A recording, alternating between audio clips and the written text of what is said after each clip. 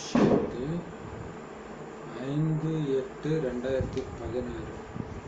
இன்றைய முரளியின் தலைப்பு இனிமையான குழந்தைகளே, பாபாவின் வலதுகரமாக நீங்க ஆகணும் அப்படின்னா ஒவ்வொரு விஷயத்திலும் பாபாவுக்கு நேர்மையானவர்களாக நீங்க இருக்கணும். சதா உயர்ந்த காரியங்களை செய்யணும். அப்பதான் பாபாவுக்கு வலதுகரமாக அவர் செய்யற காரியத்துல அப்படிப்பட்ட உதவியாளராக அவங்களால இருக்க முடியும். எதையுமே பாபா கிட்ட மறைக்காதவர்களாக உயர்ந்த காரியங்களையே எப்பவுமே நிரந்தரமா செய்யறவங்களாக இருக்கணும். பெரிய விஷயம். கேள்வி: எந்த சமஸ்காரம் சேவையில பயங்கரமா தடை ஏற்படுத்துது? பதில்: கருத்து வேறுபாடு. இந்த ராவண ராஜ்யத்துல மெயினே பிரச்சனை காரணம் கருத்து வேறுபாடு தான். சுபாவங்களின் காரணத்தினால தங்களுக்குள்ள ஏற்படக்கூடிய பிரிவினைக்கான சமஸ்காரம் சேவையில அதிக தடைகளை ஏற்படுத்துது. 2 கருத்துகளினால் அதிக நஷ்டம் ஏற்படுது. கோபம் என்ற பூதம் பகவானையும் எதிர்கொள்ள தாமதிப்பது கிடையாது. அதனாலதான் பாபா சொல்றாரு, இனிமையான குழந்தைகளே, அந்த மாதிரி ஏதாவது சமஸ்காரம் இருந்துச்சுன்னா அதை நீக்கிடுங்க. சூப்பர் இல்லையா? பெரும்பாலான சென்டர்ல இந்த பிரச்சனை இருக்கும். ஒருத்தவங்க ஒரு கருத்து இப்படி சேவை செய்யலான்னு அவங்களுக்கு கீழே இருக்கிறவங்க இல்லை இதை இப்படி பண்ணலாமான்னு அப்ப கருத்து மோதல் வந்துடுது. ஸோ இதுதான் சேவையில தடையை ஏற்படுத்துது. அதனால என்ன ஆயிடுது? கோபம் வந்துடுது. அப்ப பகவானை கூட எதிர்க்க தாமதிக்கிறது கிடையாது. இந்த கோபன்ற பூதம் உள்ள பிரவேசிச்சுன்னா பகவானை எதிர்க்க கூட தயாரா இருக்கிறாங்க. பாபா ஒரு கருத்து சொல்றாரு, இல்ல அதெல்லாம் நமக்கு ஒத்து வராதுப்பா இந்த சுச்சுவேஷனுக்கு. நம்மளுடைய புத்தி இன்னொரு கருத்தை சொல்லிச்சுன்னா என்ன ஆயிடுறோம்? பகவானை எதிர்க்க ஆரம்பிச்சிடுறோம். அதனால அந்த மாதிரி குணம் இருந்தால் அதை நீக்கிட்டே இருப்பாங்க. ஏன்னா சொர்க்கத்துல ஒரே வழி இருக்கணும், 2 வழி இருக்கக்கூடாது. அதனால தான் பாபா சொல்றாரு, நிறைய சொல்லியிருக்காரு இல்லையா, ஒருத்தங்க தவறாவே சொல்லி அதாவது நீங்க கரெக்டா இருந்து நீங்க பண்றது தப்புன்னு மற்றவங்க சொன்னாங்கன்னா நீங்க அப்ப சரி அவங்களுக்கு ஏற்ற மாதிரி வளைஞ்சு கொடுத்தீங்கன்னா நீங்க மகான் ஆயிடுறீங்கன்றாரு. ஒருவேளை நீங்க நிஜமாலே தப்பு பண்ணி மற்றவங்க நீங்க பண்ணது தப்புன்னு சொல்லி நீங்க மாறுறது பெரிய விஷயம் கிடையாது. நீங்க கரெக்டா பண்ணி அதை மற்றவங்க தப்புன்னு சொல்லும்போது அவங்களுக்காக நீங்க மாறுறீங்க பாருங்க, அதுதான் மகான் தன்மைன்னு சொல்லியிருக்காரு. ஸோ அதனால இந்த 2 கருத்து கண்டுபிடிக்கிற புத்தி இருந்தா அதை விட்டுருங்க. ஒன்று நீங்க அதாவது யார் ஃபர்ஸ்ட் சொன்னாங்கன்னா அதை அப்படியே செய்யுங்க. உங்களுக்குள்ள கருத்து இருந்தா கூட, அல்லது நீங்க ஃபர்ஸ்ட் கருத்து தெரிவிக்கிறீங்க, அதுக்கு ஒருத்தங்க எதிர்ப்பு தெரிவிக்கிறாங்கன்னா சரி நீங்க சொல்றதே நல்லா இருக்குது அப்படின்னு போயிடுங்க, முடிஞ்சு போச்சு. 2 கருத்தே இருக்கக்கூடாதுன்றாரு. எவ்வளவு சூப்பர் இல்லையா? சரி, முக்கியமா இந்த கோபம் 2 கருத்துனா அதன் மூலமா தான் கோபம் வருது இல்லையா, நம்ம சொல்றதை ஏற்றுக்கலன்ட்டு. ஸோ அது இருந்துச்சுன்னா அந்த சமஸ்காரத்தை நீக்கிடுங்க குழந்தைங்களே அப்படின்னு சொல்றாரு. பாட்டு: அதிர்ஷ்டத்தை எழுப்பி வந்துள்ளேன். ஓம் சாந்தி. இனிமையிலும் இனிமையான ஆன்மீக குழந்தைங்க பாட்டு கேட்டீங்க. ஆன்மீக குழந்தைங்கனாலே பரமாத்மாவாகிய சிவனுடைய குழந்தைகளாகிய ஆத்மாக்கள் சரீரம் என்ற கர்மேந்திரியங்களின் மூலம் பாட்டு கேட்டீங்க. ஆன்மீக குழந்தைங்கன்னு எதை சொல்றாரு? பரமாத்மா சிவனுடைய குழந்தைகளாகிய ஆத்மாக்கள்னு அர்த்தமா. ஆன்மீக குழந்தைகள் யாருக்கு? ஆன்மீக குழந்தை சிவனுக்கு. எது குழந்தை? ஆத்மாக்கள். அப்ப ஆத்மாக்கள் தான் சரீரம் மூலமாக, அதாவது கர்மேந்திரியங்கள் காதுகளின் மூலமாக பாட்டை கேட்குது. இப்ப குழந்தைங்க ஆத்ம அபிமானிகளாக ஆகணும். நான் ஆத்மான்ற அந்த உணர்வுடையவராக ஆகணும். அதுக்கு அதிக உழைப்பும் இருக்குது. அடிக்கடி தன்னை ஆத்மான்னு புரிஞ்சுக்கிட்டு பாபாவை நினைவு செய்யணும். அதை மறக்க வைக்கிற மாதிரி பலவிதமான மாயா வரும் இல்லையா? அதுக்காக தான் பாபா சொல்றார், தன்னை ஆத்மான்னு புரிஞ்சுக்கிட்டு அப்பாவை நினைவு செஞ்சுக்கிட்டே இருங்க, அடிக்கடி ஞாபகப்படுத்திட்டே இருங்க. அதுக்கு தான் டிராஃபிக் கண்ட்ரோல் 1/2 மணி நேரத்துக்கு ஒரு தடவை, 1 மணி நேரத்துக்கு ஒரு தடவை எச்சரிக்கை கொடுத்துக்கிட்டே இருக்கிறதுக்கு தான் டிராஃபிக் கண்ட்ரோல் சொல்லுது. இது குப்தமான, அதாவது மறைமுகமான முயற்சி. தந்தையும் குப்தமானவர் அப்படின்னா நீங்க அவரை நினைக்கிற அந்த முயற்சியுமே கூட குப்தமாக தான் செய்ய வைக்கிறாரு. தந்தை சுயம் வந்து சொல்றாரு, குழந்தைகளே என்னை நீங்க நினைவு செஞ்சீங்கன்னா 5000 வருடத்திற்கு முன்பு மாதிரியே மீண்டும் சதோ பிரதானமாக ஆகிடுவீங்க. நாம சதோ பிரதானமாக இருந்தோம், பிறகு மீண்டும் நாமே இப்பொழுது சதோ பிரதானமாக ஆகிக்கொண்டிருக்கிறோம். அவசியம் நாம சதோ பிரதானமா ஆகத்தான் வேண்டும். எந்த அதிர்ஷ்டத்தை இழந்தீங்களோ அதை மீண்டும் அடையிறதுக்கான முயற்சியை செய்ய வைக்கக்கூடியவர் ஒரே ஒரு சர்வசக்திவான் தந்தை அப்படின்னு பாடப்பட்டிருக்கு. ஏன்னா எல்லோரையும் தூய்மையாக்குறாரு இல்லையா? தந்தை குழந்தைங்களுக்கு புரிய வைக்கிறாரு, ஆன்மீக குழந்தைகளே, இப்ப அதிர்ஷ்டத்தை உருவாக்கிக்கிறதுக்காக வந்திருக்கிறீங்க. மாணவ வாழ்க்கையில அதிர்ஷ்டத்தை உருவாக்கிக்க சொல்றாங்க இல்லையா? அவங்க சிறு குழந்தைகளாக இருப்பாங்க. ஆனா நீங்க சின்ன குழந்தைங்க கிடையாது, நீங்க பெரியவங்க, வயதானவர்கள். இருந்தாலும் அதிர்ஷ்டத்தை உருவாக்கி கொண்டிருக்கிறீர்கள். ஆம், சிலர் மிக வயதானவர்களாகவும் இருக்கிறாங்க. வயோதிக நிலையை விட இளமையில் படிப்பது மிகவும் நல்லதாகும். இளையவர்களின் புத்தி மிக நன்றாக இருக்கும். இது அனைவருக்கும் மிக எளிதான ஞானம். உங்களுடைய சரீரம் பெரியதல்லவா? இவங்க குழந்தைங்க, அந்த அளவுக்கு புரிஞ்சுக்க முடியாது. ஏன்னா கர்மேந்திரியங்கள் சிறியதாகும். குப்தமா இருக்கிற பாபா பிரம்ம பாபா உடல்ல இருக்கிறாருன்னு யாருக்கு தெரியும்? பாபா குழந்தைங்களுக்கு தான் தெரியும், மற்றவங்களுக்கு தெரியாது. ஸோ மறைமுகமா இருக்கிறவரு நம்மளையும் மறைமுகமாக இந்த முயற்சியை செய்ய வைக்கிறார். 5000 வருஷத்துக்கு முன்னாடி நீங்க சதோ பிரதானமாக இருந்தீங்க, மீண்டும் அதே மாதிரி ஆகுங்க, ஆகித்தான் தீரணும். சதோ பிரதானமா இருக்கும்போது தான் அப்படி ஒரு அதிர்ஷ்டம் இருந்துச்சு, இந்த உலக ராஜ்யத்தை அடைஞ்சிங்க.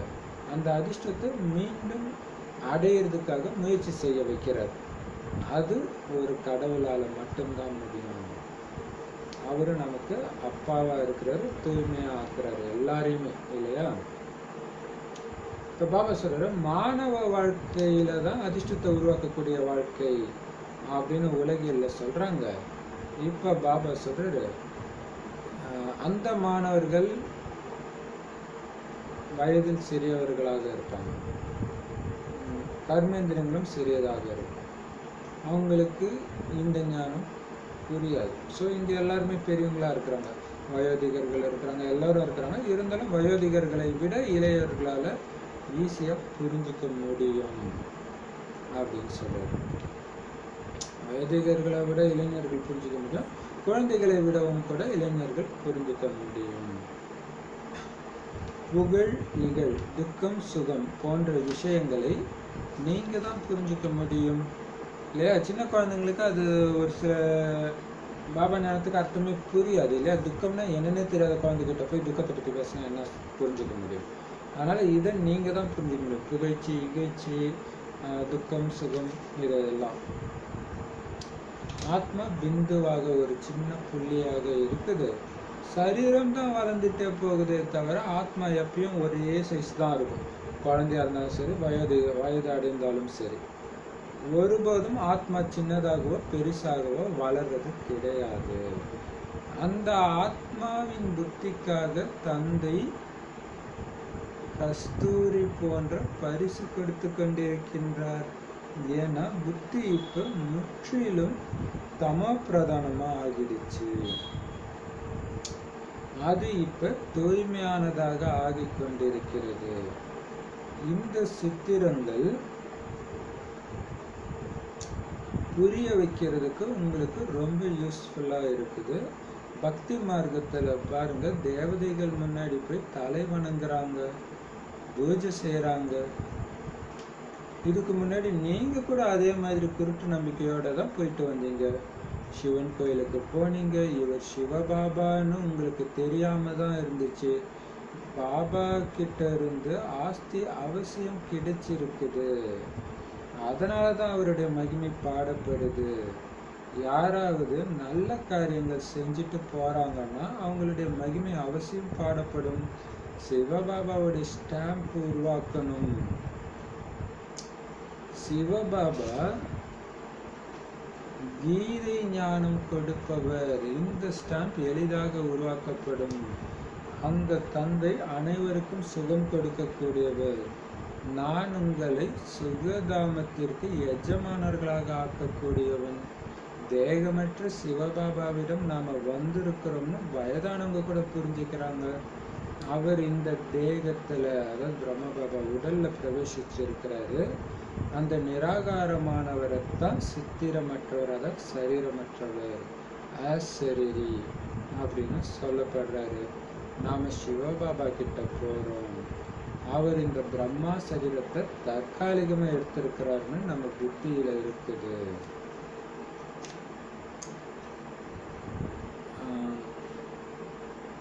பாருங்க, சரீரம் தான் வளருமே தவிர ஆத்மா வளராது. ஒரு உடம்பு விட்டு இன்னொரு உடம்புக்கு போகுது.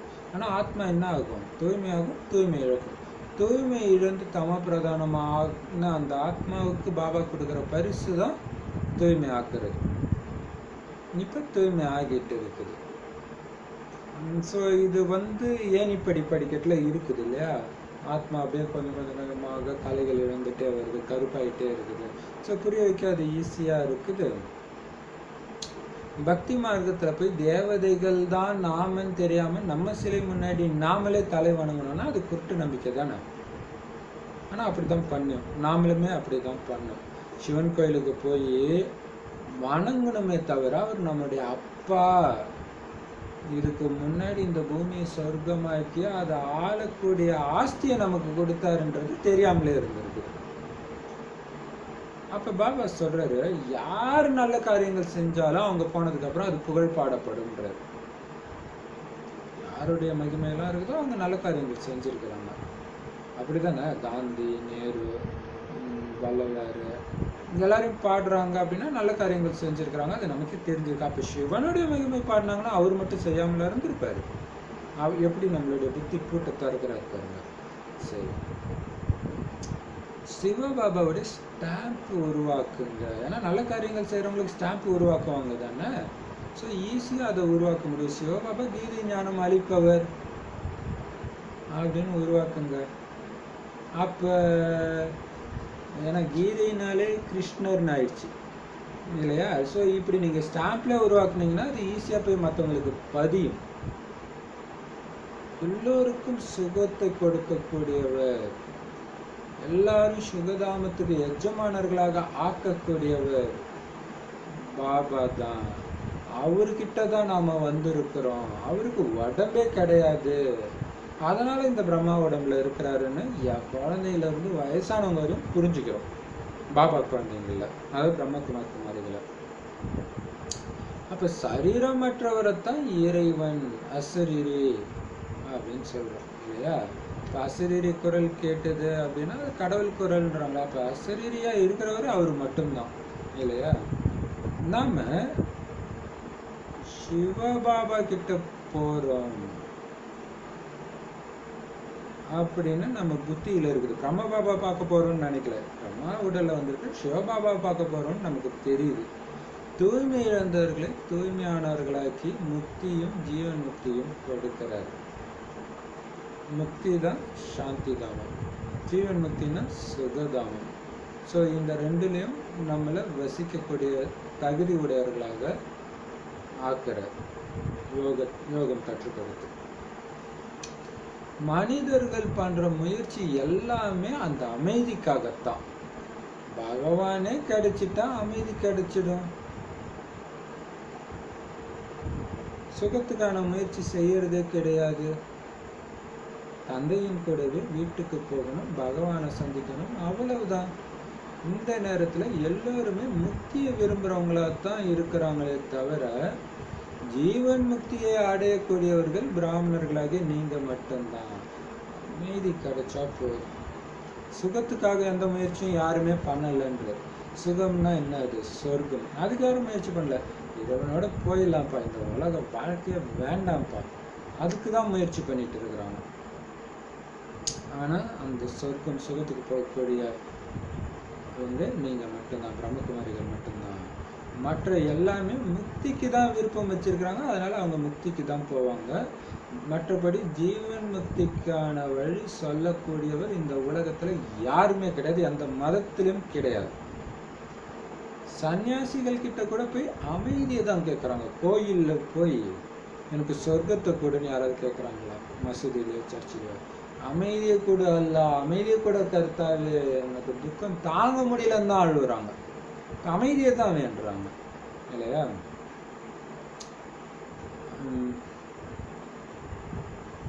சன்னியாசிகள் கிட்டயும் அதுக்கு தான் போறாங்க. ஆனா மன அமைதி எப்படி கிடைக்கும்? வழி சொல்லக்கூடிய எல்லாருமே முக்திக்கு செல்லக்கூடியவர்கள் தான். மோட்சம்னா என்னன்னு யாருடைய புத்தியிலும் வர்றது கிடையாது. அப்ப பாருங்க, முக்தி அமைதி வேணும்னு போய் சன்னியாசி கேட்குறாங்க. அவருடைய லட்சியமும் அமைதி, அதாவது முக்தி அடையணும் தான். ஸோ அவருக்கே தெரியல அவங்க எப்படி முக்திக்கான வழியோ அல்லது ஜீவன் முக்திக்கான வழியோ சொல்ல முடியும். முக்தினா என்ன, மோட்சம்னா என்னன்னு கூட யாருக்கும் தெரியல. இந்த உலக நாடகம் நடிச்சு நடிச்சு கலைச்சி போயிட்டதுனால என்ன பண்றாங்க, முக்திக்கு போனா நல்லதுப்பா, இறப்பே வேண்டாம்ப்பா, நான் முக்தி பிறவா நிலை அடையணும் அப்படின்னு தலைப்போட சொல்றாங்க. எனக்கு சுகமும் வேணாம் துக்கமும் வேணாம், நான் அங்கேயே இருக்கணும் அப்படிதான் சொல்றாங்க. ஆனா பாபா சொல்றாரு, முக்தி தாமங்கிறது ஆத்மாக்கள் வசிக்கிற இடத்தோடைய பேர். அங்கேயே எல்லாம் ஜோதியோட ஜோதியா கலக்கிறதெல்லாம் கிடையாது. ஆத்மா இருக்கும், மீண்டும் நடிக்க வந்துதான் ஆகணும் அதோடைய டைம்க்கு ஏற்ற மாதிரி. நாம புது உலகத்துக்கான ராஜ்ய பாக்கியத்தை அடையிறோம் அப்படின்னு இத்தனை சென்டர்ல இருக்கிற குழந்தைகளும் தெரிஞ்சிருக்கிறீங்க. பாபா நமக்கு புது உலகத்துடைய ராஜ்யத்தை கொடுக்கிறாரு. எங்க கொடுப்பாரு? புது உலகத்துல வந்தா கொடுப்பாரு அல்லது பழைய உலகத்துல கொடுப்பாரா? நான் சங்கமத்தில் வருகிறேன், நான் சத்தியுகத்திலும் வருவது கிடையாது, கலியுகத்திலும் வருவது கிடையாது, ரெண்டுக்கும் நடுவில் வருகிறேன். தந்தை அனைவருக்கும் சத்கதி கொடுப்பார் தானே, துர்கதியில விட்டுட்டு போயிடுவாருன்னு கிடையாது. சத்கதி மற்றும் துர்கதி ரெண்டும் ஒன்னா இருக்க முடியாது. இந்த பழைய உலகம் விநாசமாகிடும். அதனால இந்த பழைய உலகத்தின் மீது, அந்த பழைய உலகத்தின் மனிதர்கள் பொருள்களின் மீது அன்பு செலுத்தாதீங்க. இப்ப நாம சங்கமயுகத்துல இருக்கிறோம்னு புத்தி சொல்லுது. இந்த உலகம் மாறப்போகுது. இப்ப தந்தை வந்திருக்கிறாரு. நான் கல்ப கல்பத்தின் சங்கமத்தில் வருகிறேன்னு தந்தை சொல்றாரு. உங்களை துக்கத்திலிருந்து விடுவித்து ஹரியின் வாசலுக்கு அழைத்து செல்கிறேன். இது ஞான விஷயம். ஹரித்வார் கிருஷ்ணத்வார் என்றால் கிருஷ்ணபுரின்னு சொல்லப்படுது. நல்லது. இவருக்கு பிறகு லக்ஷ்மணனை ஊஞ்சலில் அமர்த்தி விட்டனர். முதலில் ஹரித்வார் வரும், சத்யுகம்தான் ஹரித்வார். பிறகு ராம் லக்ஷ்மணன் போன்றவர்களை காமிக்கிறாங்க. அந்த மாதிரி எல்லாம் எந்த விஷயமும் கிடையாது. இது உருவாக்கப்பட்ட விஷயங்கள். ராமருக்கு எத்தனையோ சகோதரர்களை கொடுத்துட்டாங்க. 4 சகோதரர்கள்லாம் இருக்கவே மாட்டாங்க. இங்கதான் 4-8 சகோதரர்கள் இருக்கிறாங்க. ஒரு புறம் ஈஸ்வரிய குழந்தைங்க, மற்றொரு புறம் அசுர குழந்தைங்க. பாபா எவ்வளவு சூப்பரா சொல்ல போறாங்க.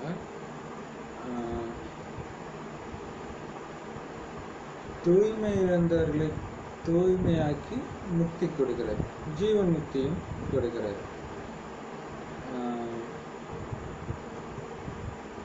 இப்ப எல்லாருமே பகவான் கிடைச்சிட்டா அமைதி கிடைச்சிடும் தான் நினைக்கிறாங்களே தவிர சுகத்துக்கு யாரும் எந்த முயற்சியும் செய்யறது கிடையாது. இப்ப பாபா சொல்றாரு,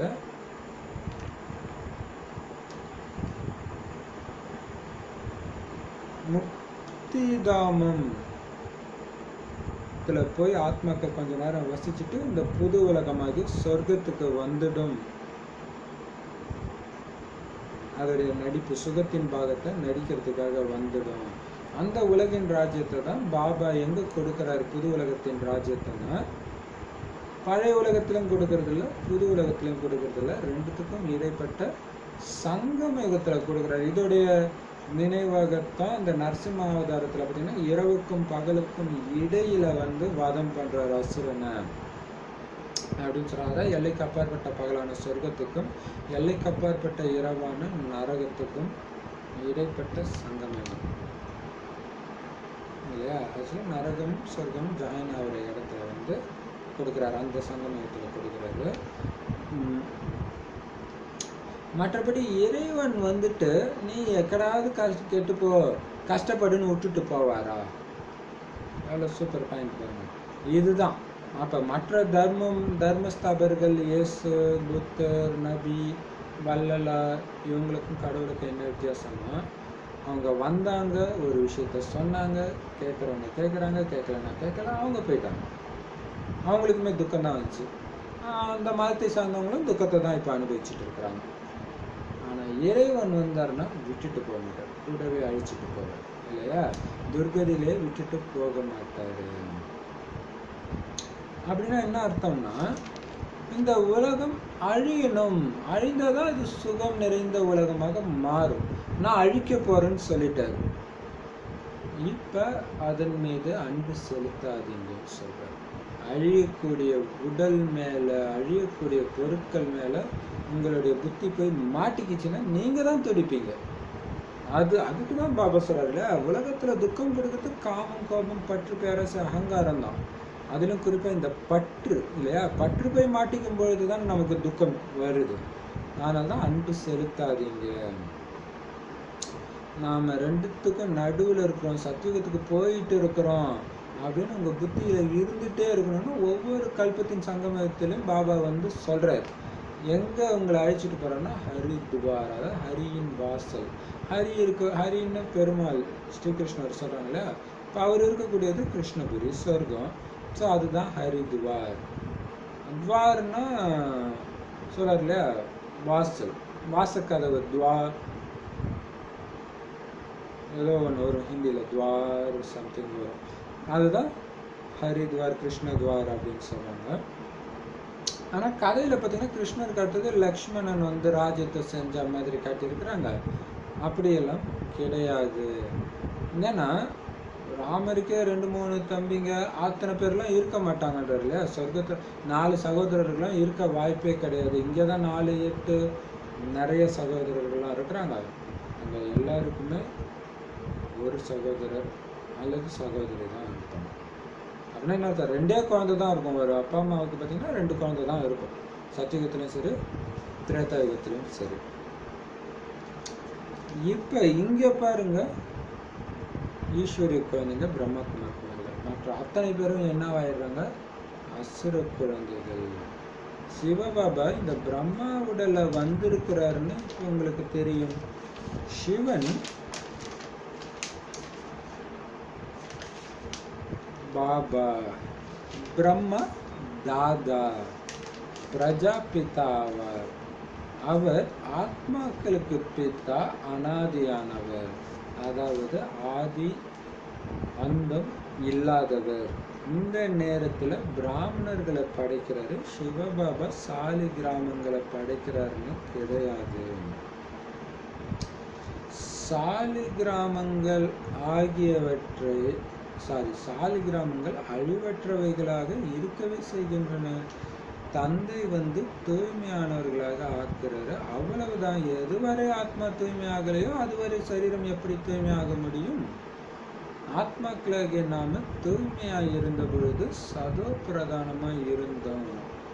இப்ப பாருங்க, அசுத்தமாக தமோ பிரதானமாக இருக்கிறோம்.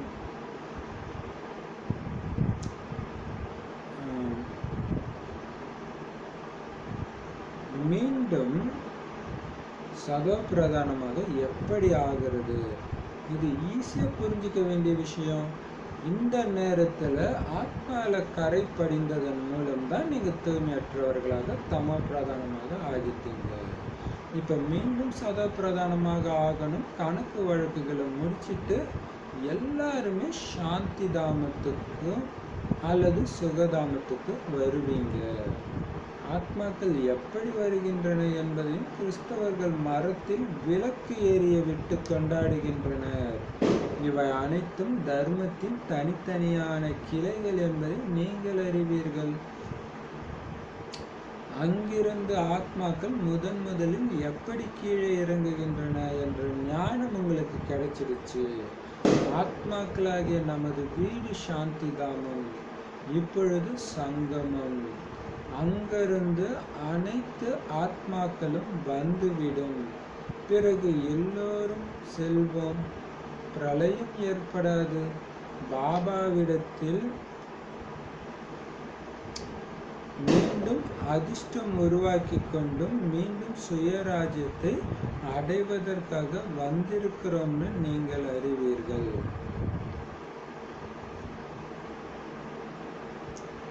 இது பெயரளவிற்கு சொல்வதுடன் இருந்து விடுவது கிடையாது. நினைவின் மூலம்தான் ஆஸ்தி கிடைக்கும்.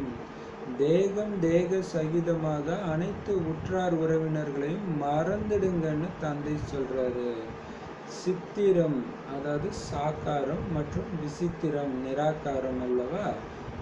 யாரை பார்க்க முடியாதோ அவர்தான் விசித்திரம்னு சொல்லப்படுறாரு. இது மிகவும் ஆழமான விஷயம். ஆத்மா எவ்வளவு சின்னதா இருக்குதோ அது அடிக்கடி நடிக்க வேண்டி இருக்கிறது. வேற யாருடைய புத்தியிலும் இப்படிப்பட்ட விஷயங்கள் கிடையாது.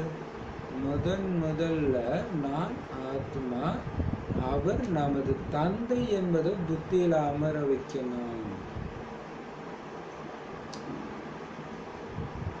சிவபாபாவுக்கும் பிரம்ம பாபாவுக்கும் வித்தியாசம். சிவபாபாவுக்கு உடல் கிடையாது, அவரு ஆத்மாவுக்கு அப்பா. பிரம்மா பாபா அண்ணன் நமக்கு. அப்பானா சரீரத்தின் ஆன்மீக தந்தைன்னு சொல்லலாம். அதுதான் பிரஜைகளின் பிதா, பிரஜா பிதா. மற்றபடி சிவபாபா அனாதியான பிதா.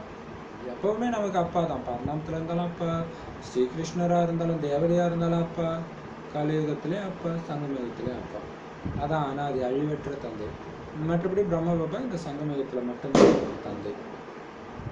மற்றபடி சிவபாபா இல்லாத ஒரு ஆத்மாவை புதுசா உருவாக்குறது கிடையாது. ஆத்மா எப்பவுமே இருக்கும். பரமாத்மாவும் ஆத்மாவும் எப்பயுமே இருக்கிறோம். ஆனா தூய்மை இழந்த ஆத்மாவை தூய்மையாக்குறதுக்கான ராஜயோகத்தை மட்டும்தான் பாபா கற்றுக் கொடுக்குறாரு. ஏன்னா தூய்மை ஆகல, ஆத்மா தூய்மை ஆகலைன்னா சரீரமும் தூய்மையா ஆக முடியாது. தூய்மையான சரீரத்தை எடுக்க முடியாது. அப்ப துக்கம் இருந்துகிட்டே தானே இருக்கும். இப்போ பாபா சொல்றாரு, இது ஒரு காலத்துல தூய்மையா இருந்த ஆத்மாவே இன்னைக்கு அசுத்தமா தமோ பிரதானமா ஆயிடுச்சு. மீண்டும் சதோ பிரதானமா எப்படி ஆகுறதுன்றது ரொம்ப ஈஸியான விஷயம் இல்லையா? ஆத்மான்னு புரிஞ்சு பாபா நினைங்க. ஏன்னா ஆத்மால தான் கரை படிஞ்சு இருக்குது, தேக உணர்வுன்ற கரை. ஆனால்தான் தூய்மை தமோ பிரதானம் ஆயிட்டோம். இப்ப தூய்மை ஆகணும் இல்லையா பாபா நினைச்சு. அது மட்டும் இல்லாமல் கணக்கு வழக்கு இதுவரைக்கும் பாவம் செஞ்சுமே எல்லாத்துக்கும் தண்டனை அனுபவிக்கணும் அல்லது யோகத்தின் மூலமாக எரிச்சிடணும். ஸோ இந்த கணக்கு வழக்கை முடிச்சுட்டு எல்லாருமே சாந்தி தாமத்துக்கு வந்துதான் ஆகணும். அதுல ஒரு சிலர் சுகதாமத்துக்கு வரும். ஆனால் சாந்தி தாமத்துக்கு எல்லாருமே தான் போயிடணும்.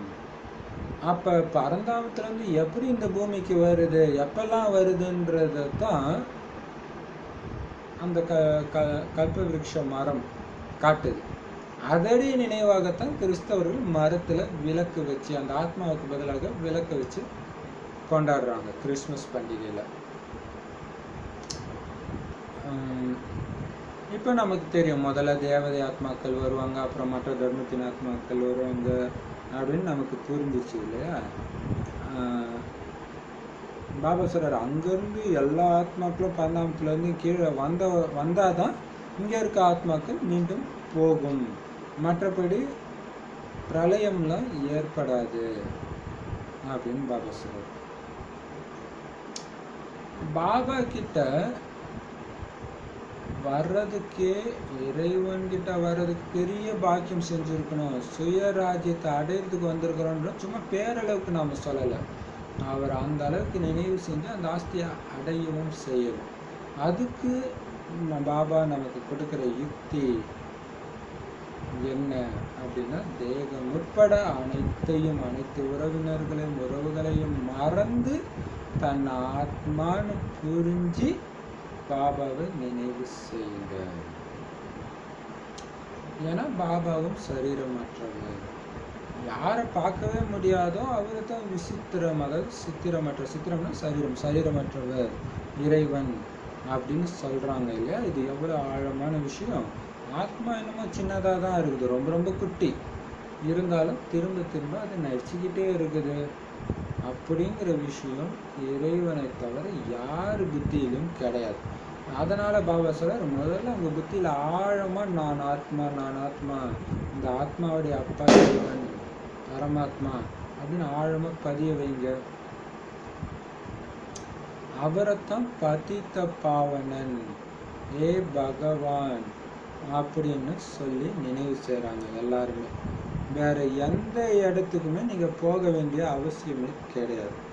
எப்படி பக்தியிலலாம் எவ்வளோ கோயில், மசூதி, சர்ச்சு எவ்வளோலாம் சுற்றி இருப்போம், உங்களுக்கு எதுவுமே தெரியாது. இருந்த இடத்துல ஆத்மான்னு புரிஞ்சுக்கோங்க. பாபாவை நினைவு செஞ்சுக்கிட்டே இருங்க. எந்த வேலையும் உங்களுக்கு வைக்கலாம்.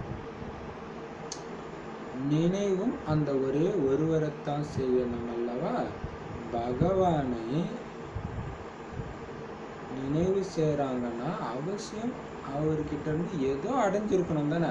பார்த்தீங்கன்னா ஓம் நம சிவாய, ஓம் நம சிவாயன்னு காட்டில் வருஷக்கணக்காக உட்காந்து தவம் எதுக்கு பண்ணுறாங்க? ஏதோ ஒன்று வேண்டி தானே பண்ணுறாங்க. அப்போ அவர்கிட்ட இருந்து ஏதோ அடைஞ்சிருக்கணும் இல்லையா? அப்போ ஏன் வீதியாக போய் ஏமாற்றம் அடைகிறீங்க?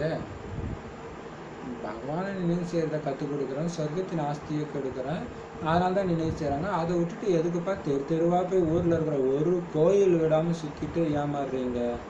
பகவான் பரந்தாமத்திலேருந்து வர வேண்டி இருக்கிறது தானே. நாம் போக முடியாது, ஏன்னா நாம் தூய்மையற்றவர்களாக இருக்கிறோம். ஸோ இறைவன் தான் இங்கே வந்தாகணும். தூய்மை இல்லாதவர்கள் அங்கே போக முடியாது. இப்போ உங்களுக்கு ரொம்ப ஆச்சரியமாக இருக்குது என்னன்னா, பக்தி மார்க்கத்துடைய பாகம் பாருங்க எவ்வளோ ஆச்சரியமானதாக இருக்குது. ஒரே ஒரு பகவானைத்தான் ஈஸ்வரனே, பரமபிதாவே, இறை தந்தையன்னு ஒவ்வொரு மதத்திலையும் நினைவு செய்கிறாங்க. ஆனால் இத்தனை பேர் வைக்கிறதுனால ஆளுக்கு ஒரு கடவுள் கிடையாது, ஒரே ஒருத்தர் தான். அப்போ ஒரே ஒருத்தர் தான் அப்படின்னா பிறகு ஏன் நீங்கள் வேற பக்கம் போய் ஏமாற்ற மாட்டீங்க? அந்த ஒருத்தர் புள்ளியாக இருக்கார், உட்காந்து நினைவு செய்யுங்க. எதுக்கு போய் நேரத்தை வீணாக்குறீங்க, ஏமாறுறீங்க? அந்த ஒருவர் மேலே இருக்கிறார். ஆனால் இவை அனைத்தும், அதாவது இந்த பக்தியில் ஏமாற்றம் அடைஞ்சா கூட அதுவும் நாடகத்தில் பதிவாகி இருக்குது. நாடகப்படி எல்லையற்ற புத்தியற்றவர்களாக ஆகி பக்தி செய்கிறாங்க. இப்போ நீங்கள் எல்லையற்ற புத்திசாலிகளாக ஆகுறீங்க. ஸ்ரீமத் படி நடப்பவர்கள் தான் புத்திசாலிகளாக ஆகுறாங்க. அவங்க மறைஞ்சு இருக்க முடியாது. அவங்க பாருங்க, யாரு புத்திசாலின்னு பாபா சொல்றாங்க. ஸ்ரீமத் படி நடக்கிறவங்க தான் புத்திசாலிகள். ஸ்ரீமத் படி நடக்கிறவங்க வந்து மறைஞ்சு இருக்க முடியாதுன்றார். அவங்க எப்பவுமே உயர்ந்த காரியம் மட்டுமே செய்வாங்க. நான் சூப்பராக சொல்றேன். ஸ்ரீமத் படி இது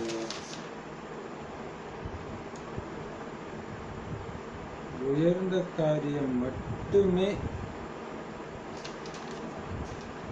செய்கிறவங்க ஒளிஞ்சிருக்க முடியாது. அவங்க தான் ஸ்ரீமத் படி நடக்கிறவங்க, அவங்க தான் பாபாக்கு உதவியாளர்கள் அப்படின்ற தலைப்பே இல்லையா? நான்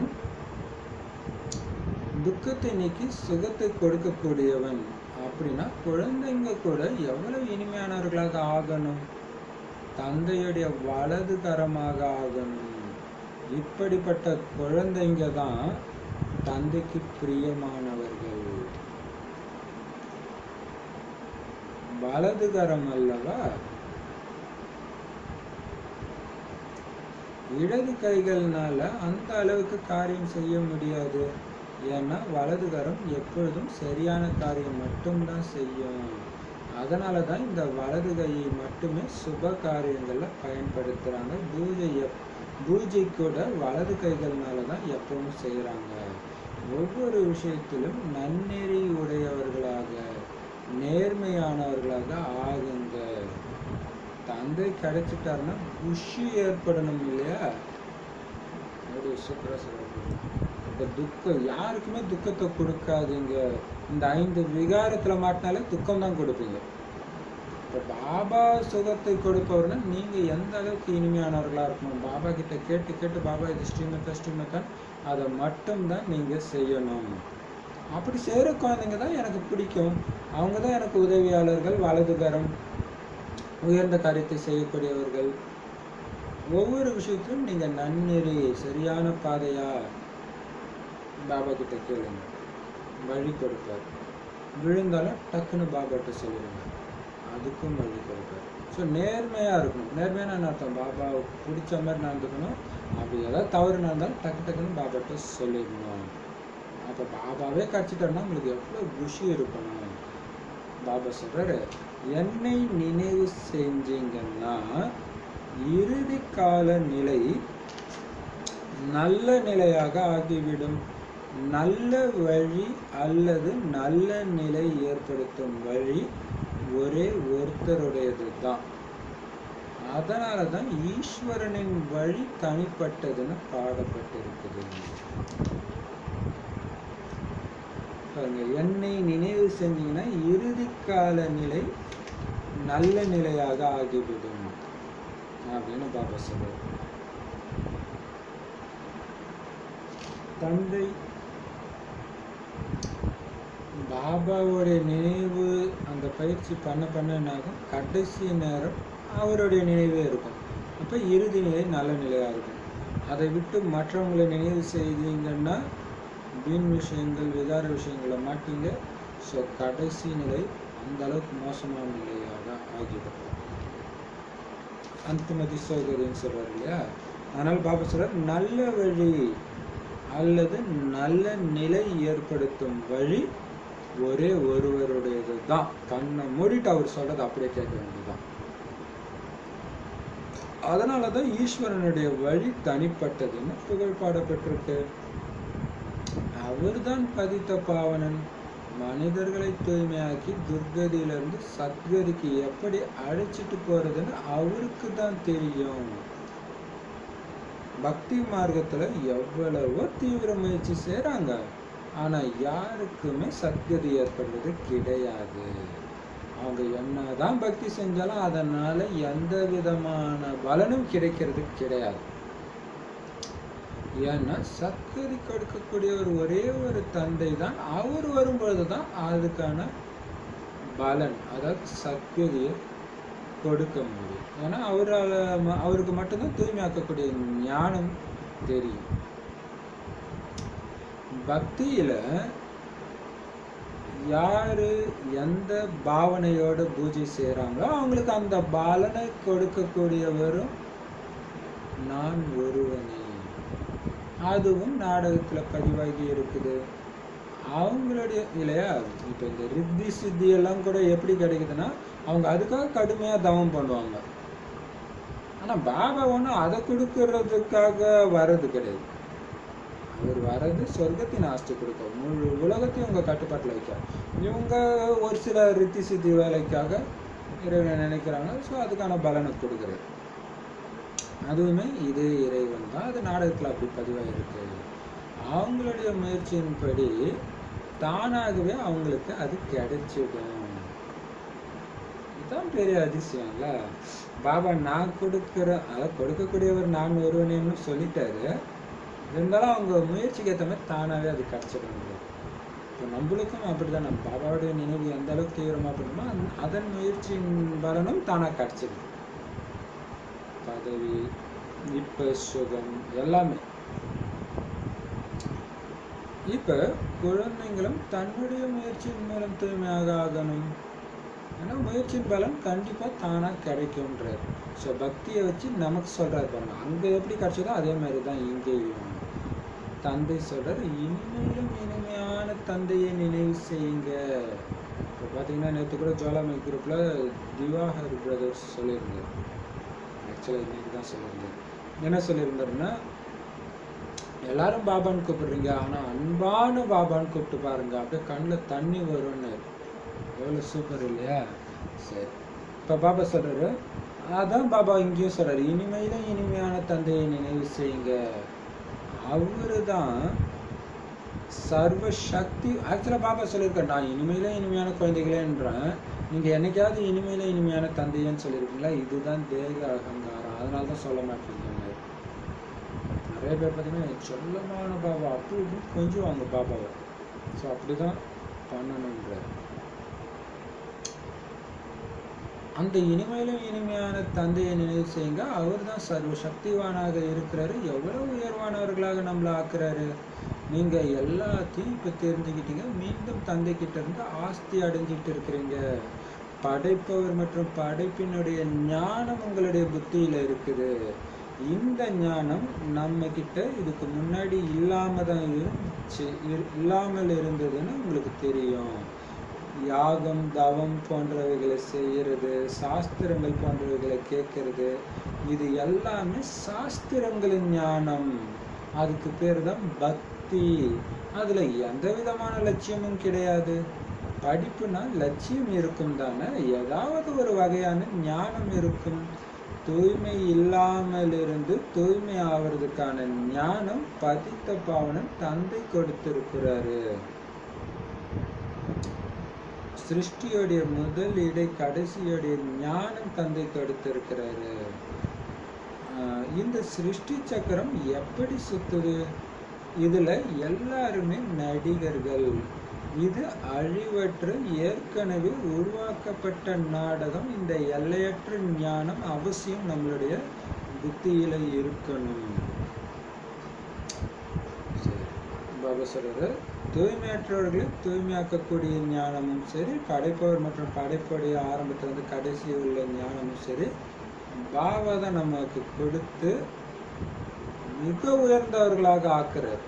ஸோ சர்வ சக்திகள் நிறைந்தவர்களாகவும் இருக்கிறாரு. மற்றபடி யாகம் பண்ணுறது, தவம் பண்ணுறது, மற்ற மதத்தில் பாடுறது, சாஸ்திரங்கள் படிக்கிறது, இது எல்லாமே பக்தி. ஏன்னா அதெல்லாம் சாஸ்திரங்களின் ஞானம், இறைவன் வாய் வழியாக வந்த ஞானம் கிடையாது. அதனால் அது எந்த லட்சியமும் இல்லை. நான் இந்த மதத்தில் படித்தேன், பிறந்துட்டேன், அதனால் அதை படிக்கிறேன். இந்த மதம் எனக்கு பிடிச்சிருக்கு, அதனால் படிக்கிறேன். அப்படி தானே தவிர அதனால் எந்த லட்சியமும் கிடையாது. படிப்புனா லட்சியம் இருக்கணும், ஒரு ஞானம் இருக்கணும். அதை பாபா கொடுக்குறாரு. அதன் மூலமாக தான் நம்ம சிருஷ்டியோட ஆரம்பத்திலேருந்து கடைசி வரை உள்ள ஞானத்தையும் தெரிஞ்சுக்கிறோம், தூய்மையாகிற ஞானத்தையும் தெரிஞ்சுக்கிறோம். ஸோ இது ஒரு சக்கரம், சிருஷ்டி சக்கரம். இதில் எல்லாம் நாம் நடிகர்கள். இந்த நாடகம் அனாதியாக அழிவே இல்லாமல் சுற்றிக்கிட்டே இருக்குது. புதுசாக உருவாக்குறாங்கன்னா இல்லை, ஏற்கனவே உருவாகி இருக்கிற நாடகம், உருவாகி கொண்டிருக்கிற நாடகம்னு சொல்கிறார். ஸோ இந்த ஞானம் உங்கள் புத்தியில் இருக்கணும். அப்போ இதில் நிறைய டெஸ்ட் பேப்பர்லேருந்து பாஸ் ஆகிடலாம், தப்பிச்சிடலாம். அப்போ ஏற்கனவே நடந்தது தான் நடக்கும் அப்படின்னா எதுக்கு டென்ஷன் ஆகணும்? ஒரு காட்சி மாதிரி பார்க்க வேண்டியதான். ஏதோ ஒரு சக்தியை நிரப்புறதுக்காக எனக்கு வருது அப்படின்னு புரிஞ்சுக்கணும். அதுதான் சரி. இப்போ ஏதோ ஒரு பெரிய டெஸ்ட் பேப்பர் உங்களை பாபாவே நினைக்க விடலை அப்படின்னா என்ன பண்ணணும்? என்ன சக்தி எனக்கு கம்மியாக இருக்குது?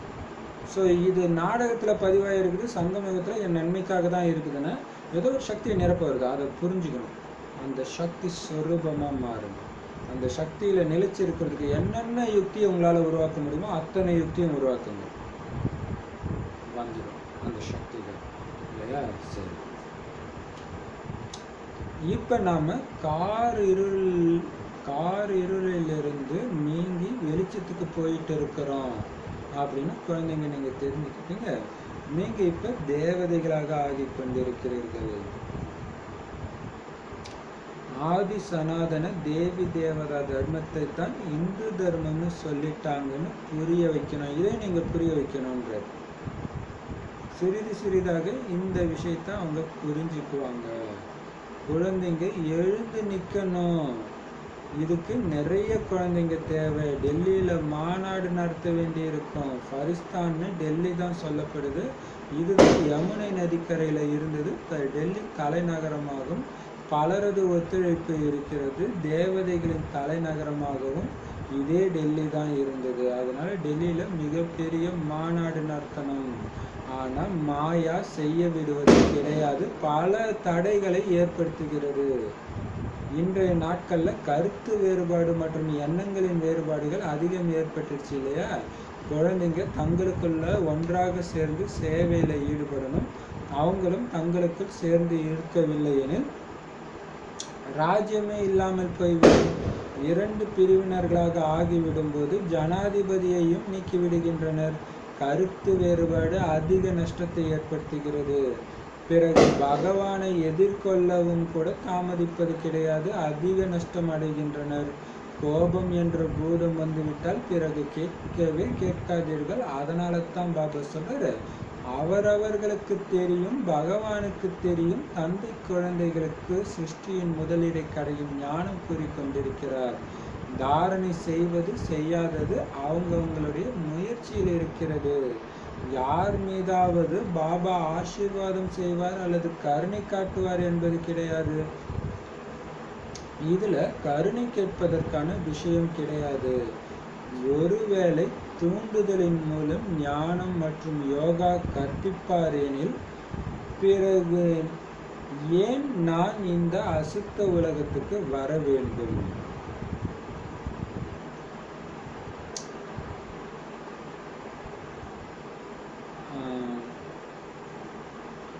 என்று தந்தை கேட்கிறார். அதனால தூண்டுதல், ஆசீர்வாதம் போன்ற வார்த்தைகள் எல்லாம் பக்தி மார்க்கத்தினுடையது. இங்க நீங்க முயற்சி செய்யணும். முயற்சி செய்ய வேண்டியிருக்குது. தூண்டுதலுக்கான விஷயம் எல்லாம் கிடையாது. உங்களுக்கு ஒன்றாக 3 இன்ஜின் கிடைத்திருக்கிறது. மற்றபடி உலகில் வாழ்க்கையில அப்பா தனியா, டீச்சர் தனியா, குரு தனியா, 3 வெவ்வேறு மனிதர்கள் இருப்பாங்க.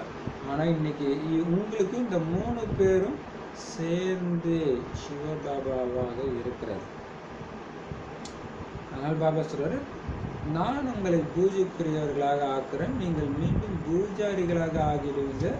மிகவும் யுக்தியாக இதை புரிய வைக்கணும். கேட்டு யாரும் மயக்கம் அடைஞ்சிடக்கூடாது. முதல் முக்கிய விஷயம் 2 தந்தைக்கானது. பகவான் தந்தையாவர். அவரது பிறப்பை சிவ ஜெயந்தியாக இங்கே கொண்டாடுறாங்க. அவசியம் சொர்க்கத்துக்கு எஜமானர்களாக ஆக்கி எடுக்கணும். பாரதம் தான் சொர்க்கமாக இருந்தது. இப்பொழுது நரகம் விநாசமாவதற்காக மகாபாரத யுத்தம் எதிரிலேயே இருக்குது. தந்தை அவசியம் புது உலகத்தை ஸ்தாபனை செய்யக்கூடியவர். தந்தையின் ஸ்ரீமத்தின் ஆதாரத்தில் நாம் சொல்கிறோம், பாரதத்தை நாங்கள் தூய்மையாக ஆக்கியே தீருவோம். நல்லது.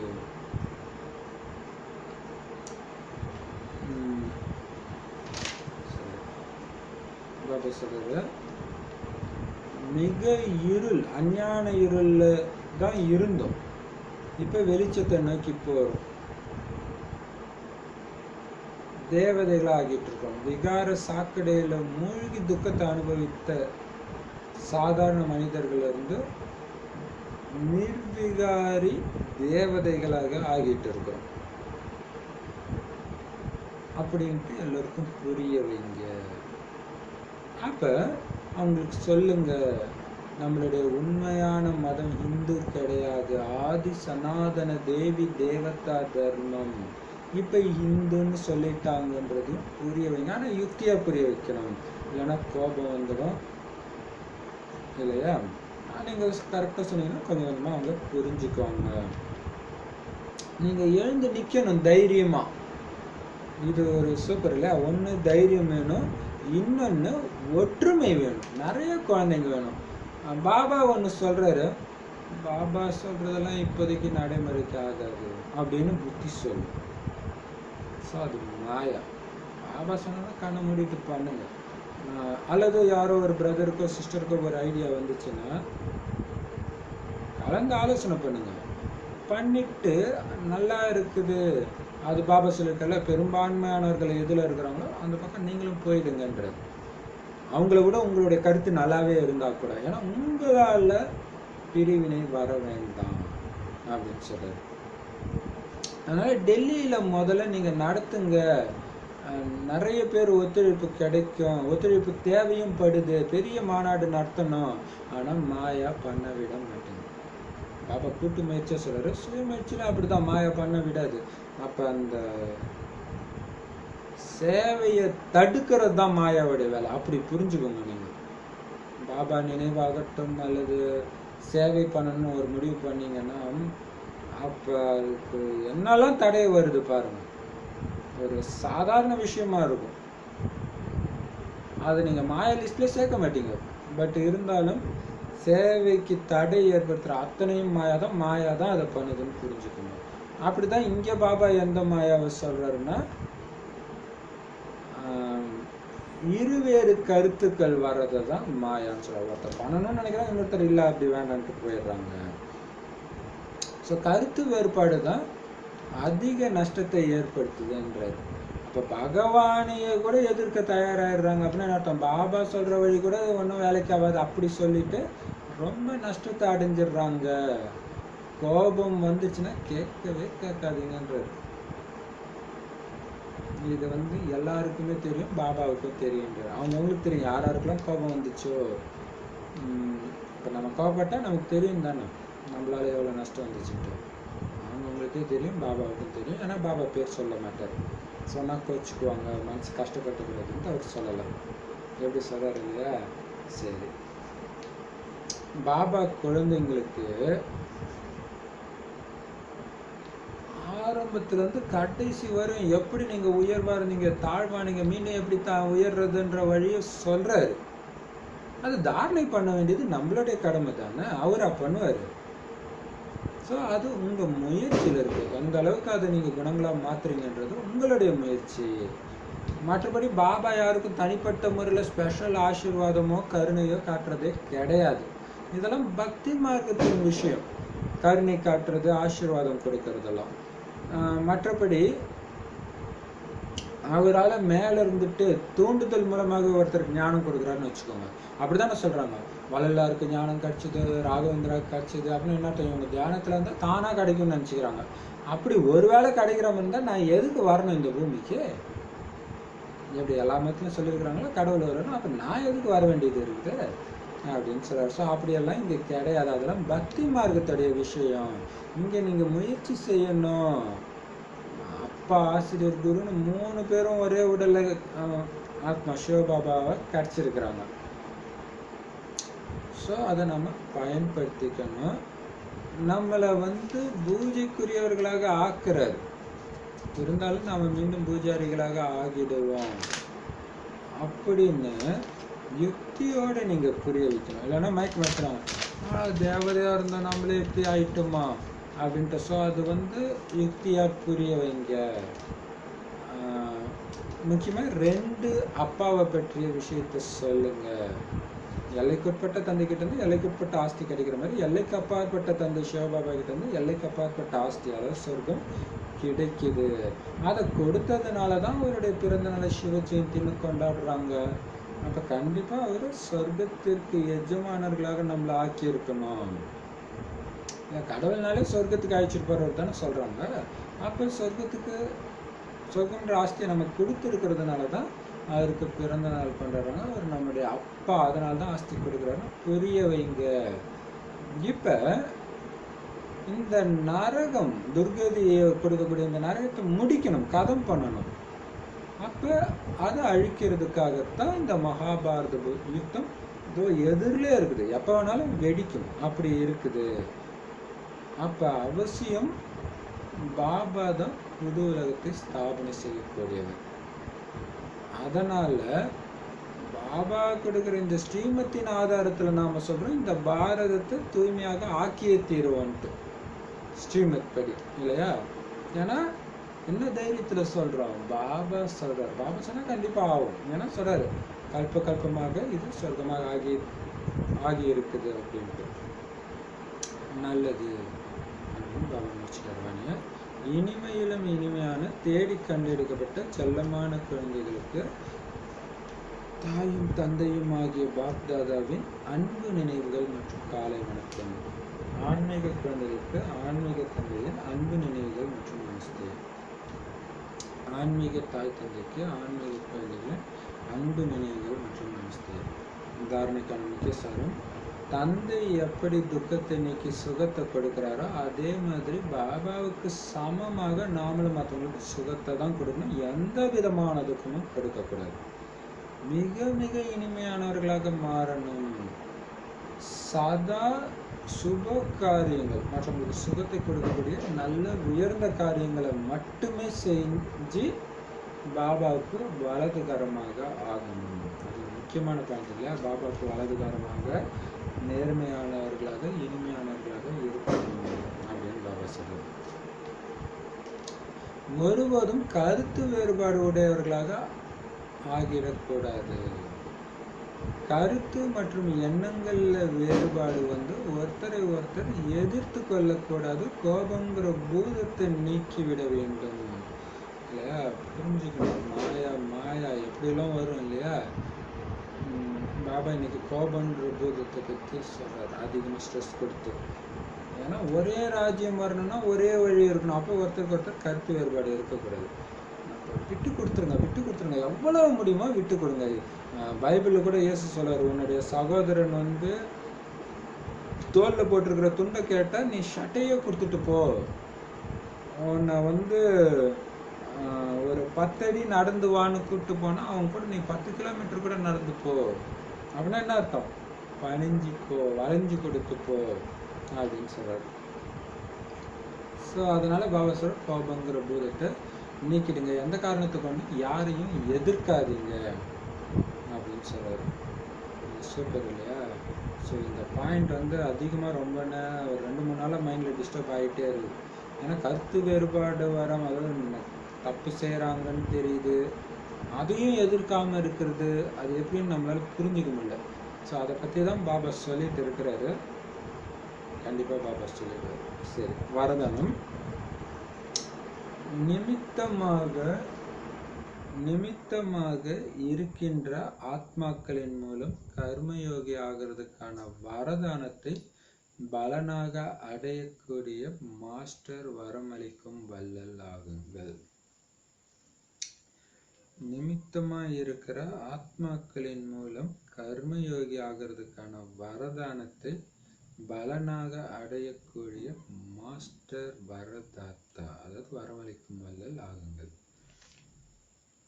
அதுக்கு விளக்கம், எந்த ஒரு பொருளையும் உருவமாக, அதாவது ஸ்தூலமாக பார்க்கும் பொழுது அதை உடனே ஏத்துக்குவாங்க.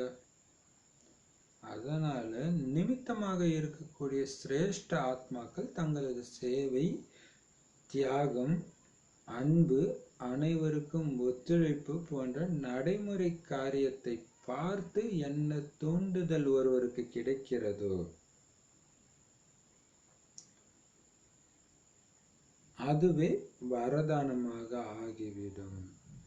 எப்போது நிமித்தமாக இருக்கும் ஆத்மாக்கள் காரியங்கள் செய்கின்ற போது இந்த குணங்களை தாரணை செய்திருப்பதை பார்த்து விடுகிறார்களோ அப்போது எளிதாக கர்மயோகி ஆவதற்கான வரதானம் கிடைத்துவிடும். யார் இந்த வரதானத்தை பலனாக அடைந்து கொண்டிருக்கிறார்களோ அவங்க சுயம் மாஸ்டர் வரதாத்தா ஆகிடுவாங்க.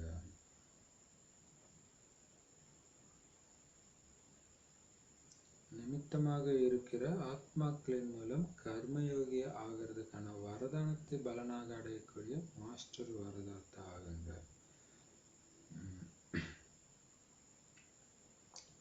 சரி, பாபா இதுல என்ன சொல்றேன்னா,